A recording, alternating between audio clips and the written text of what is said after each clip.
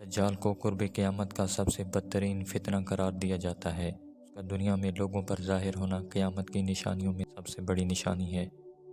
دجال کون ہے، کہاں ہے اور کس جزیرے میں قید ہے، کوئی بھی شخص اس کے متعلق نہیں جانتا۔ وہ چند لوگ جنہوں نے دجال سے ملاقات کی اور وہ اس جزیرے پر کیسے پہنچے، یا آج بھی کوئی شخص دجال سے رابطے میں ہے، وہ پراسرار جزیرہ کہاں پر ہے جو آج کے دور میں گوگل میپ سے بھی ہٹا دیا گیا ہے۔ آج کی اس ویڈیو میں ہم ان تمام سوالوں کے جوابات جاننے کی کوشش کریں گے۔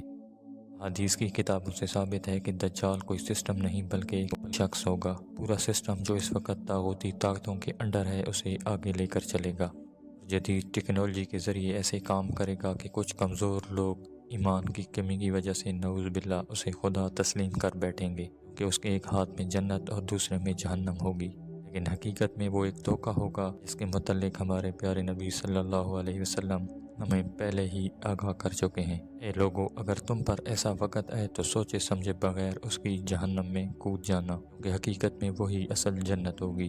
لیکن دوستو، حالات اتنے سادہ بھی نہیں ہوں گے کہ ہر آدمی اسے پہچان لے اور اسے جھٹلا دے۔ حضرت آدم علیہ السلام سے لے کر تمام انبیاء علیہ السلام اپنی امتوں کو دجال کے فتنہ سے ڈراتے آئے ہیں، لیکن ہمارے نبی صلی اللہ علیہ وسلم نے دجال کی بہت سی نشانیاں بیان فرمائی، جیسا کہ اس کی بائیں آنکھ کا کانا ہونا، بال گھنگرالے، گندمی رنگت، ماتھے پر کافر لکھا ہونا اور یہودی نسل سے ہونا، سب کے متعلق آگاہ کر دیا۔ سوال یہ ہے کہ دجال اس وقت ہے کہاں، کیونکہ اللہ کے رسول صلی اللہ علیہ وسلم نے تو اس کی قید کی جگہ کی بھی نشاندہی کر دی تھی، کہاں پر قید ہے اور کب دنیا میں ظاہر ہوگا۔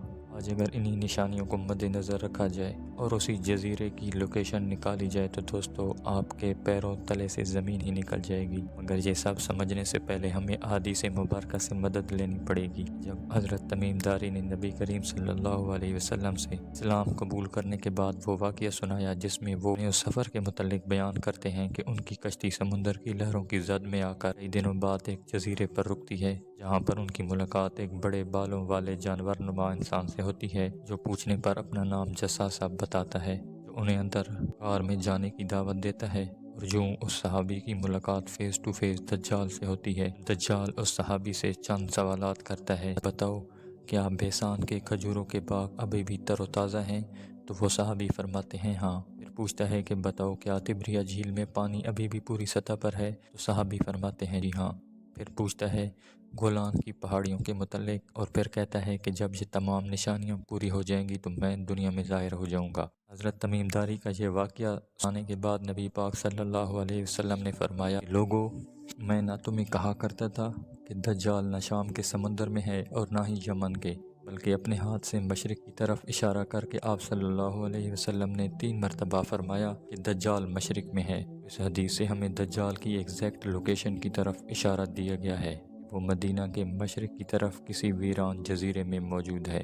دوستو، ہم دیکھ لیتے ہیں کہ مدینہ سے مشرق کی طرف سمندری سفر میں کون سے جزیرے واقع ہیں۔ مدینہ سے عربین سی کی طرف مشرق میں ایگزیکٹ 2 ہی جزیرے ہیں، جن میں سے ایک لکشدویپ جو کہ انڈیا کے ساتھ ہے اور دوسرا تولا آئی لینڈ جو کہ پاکستان کے ساتھ موجود ہے۔ اب کیسے پتہ چلے گا کہ ان میں سے دجال کا جزیرہ کون سا ہے؟ تو اگر ہم نبی پاک صلی اللہ علیہ وسلم کے بتائے گئے مشرق کے راستہ سے سیدھی لائن کھینچیں تو آپ حیران رہ جائیں گے، یہ اور کوئی نہیں بلکہ پاکستان کا تولا آئی لینڈ ہی بنتا ہے۔ میپ بھی آپ کے سامنے ہے۔ دوستو، حدیث کے اندر دجال کے جس جزیرے کے متعلق بتایا گیا ہے اس میں ایک مندر کا ذکر ہے جو 1400 سال سے بھی پہلے کا وہاں موجود ہے۔ مزید تحقیق کے بعد پتہ چلتا ہے کہ انڈیا کے اس آئی لینڈ پر کوئی مندر ہی نہیں، لیکن ہاں، پاکستان کے استولا آئی لینڈ پر ایک مندر آج بھی موجود ہے جسے کالی ماتا کا مندر کہا جاتا ہے۔ ہندوؤں کے عقیدے کے مطابق ایک خوفناک تباہی پھیلانے والی دیوی ہے، اس کے جسم پر بہت سے بال ہیں جیسا کہ جساسہ کے جسم پر تھے۔ یہ مندر آج کل کا نہیں بلکہ آج سے 2000 سال پہلے کا موجود ہے۔ سب نشانوں کے بعد آپ خود بتائیں کہ کیا یہ سب محض اتفاق ہے یا پھر یقیناً یہ وہی جگہ ہے جہاں اس صحابی کی دجال سے ملاقات ہوئی تھی۔ دوستو، دجال کے پوچھے گئے وہ تمام سوالات جن کے متعلق وہ نشانیاں ہیں تمام پوری ہو چکی ہیں، کہ بیسان کی کھجوروں کا باغ جو پہلے فلسطین کا حصہ تھا اور جسے حضرت عمر کے زمانہ میں فتح کر لیا گیا تھا، 1948 میں اردن سے اسرائیل نے چھین لیا تھا۔ یہ علاقہ کھجوروں کے باغ کی وجہ سے بہت مشہور تھا، جس کا کچھ حصہ آج بھی اردن کے قبضہ میں ہے، بالکل خشک ہو چکا ہے جیسا کہ دجال نے کہا تھا۔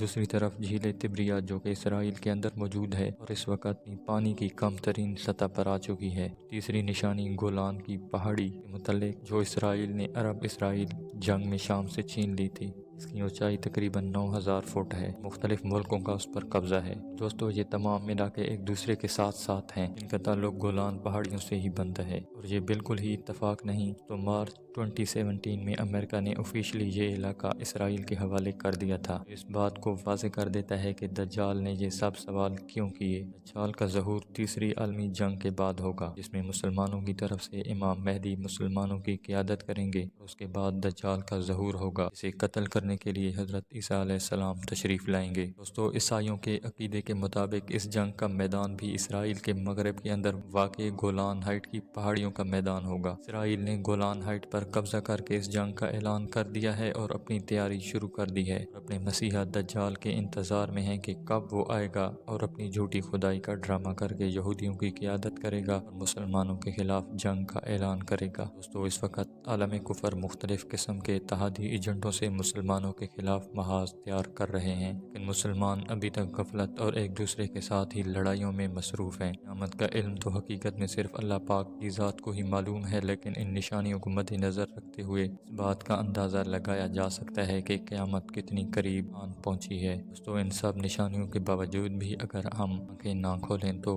آپ خود ہی اس بات کا اندازہ لگا سکتے ہیں کہ ہمارا انجام کیا ہونے والا ہے۔ اللہ سے دعا ہے کہ مسلمانوں کو سمجھنے اور عمل کرنے کی توفیق عطا فرمائے، آمین۔